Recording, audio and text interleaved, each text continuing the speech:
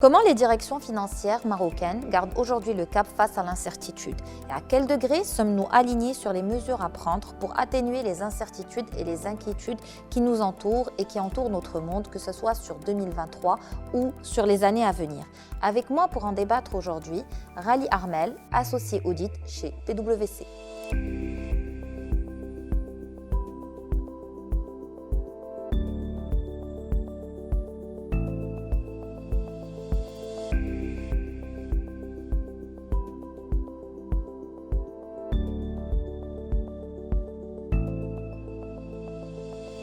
Bonjour Ali. Bonjour Kilza. Merci d'être parmi nous aujourd'hui pour discuter des résultats de notre étude, Écoute, priorité des directions financières au Maroc pour l'exercice 2023. Et peut-être nous allons commencer avec une première question. Donc aujourd'hui, plus que jamais, les directions financières évoluent dans un contexte où l'incertitude devient une norme, où un état de permacrise s'installe, faisant suite à une pandémie, à une crise géopolitique actuelle. Quels sont aujourd'hui, pour toi, les principaux défis auxquels devront faire face les directions financières, que ce soit à court terme pour 2023 ou sur les 3 prochaines années? Très bien. En tout cas, déjà, j'aime bien ce mot de permacrise, en fait, parce que je trouve que ça résume bien, en fait, ce qu'on a vécu pendant un moment. On avait l'impression que les crises se succèdent et que ça allait jamais finir. Et dans ce contexte, en fait, incertain de crise, les directeurs financiers ont dû faire face à plusieurs risques et que notre étude a mis en évidence à juste titre. Il y a 2 principaux risques qui sont applicables, que ce soit pour les grandes entreprises que pour les PME, à savoir l'inflation et les risques géopolitiques.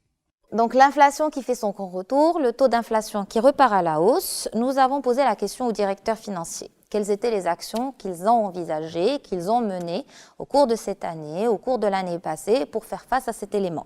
Donc 4 actions ressortent de notre étude. La première étant la mise en œuvre d'actions d'efficacité pour compenser ou limiter l'impact sur la marge. La seconde a été la répercussion sur le prix de vente.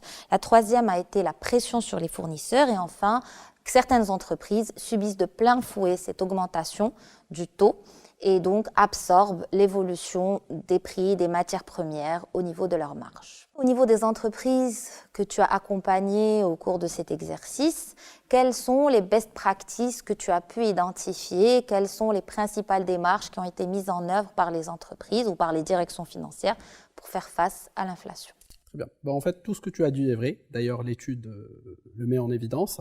Et on l'observe déjà chez nos clients. En fait, tous les éléments que tu as soulevés sont déjà opérationnels. Néanmoins, il y a un levier qui est très important, c'est le pilotage de la performance et qui a fait toute la différence pendant ces périodes en fait, d'incertitude.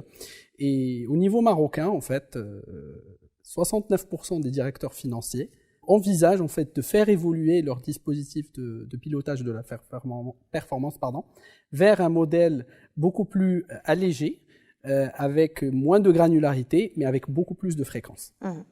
Donc effectivement, l'étude révèle que les directions financières envisagent de faire évoluer à court terme leur modèle de pilotage et leur dispositif de pilotage, et c'est ce que tu viens de confirmer. Et on comprend effectivement que ces évolutions viennent en fait consolider aujourd'hui, renforcer le rôle que les directions financières ont joué ces dernières années et sont quand même amenées à jouer encore de manière beaucoup plus importante dans le futur, qui est le rôle de business partner de la direction générale.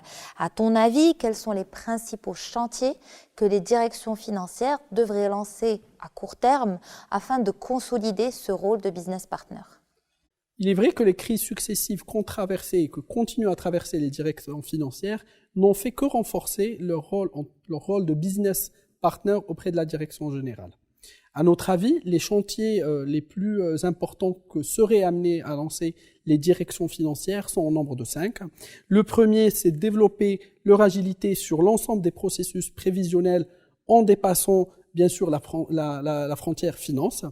Intégrer de façon transverse les enjeux ESG dans leur processus métier. Développer les compétences du capital humain des directions financières. Accélérer le processus de digitalisation. Et enfin, accompagner les évolutions des business models à l'heure du e-business, du meta-business, du carbon-free economy.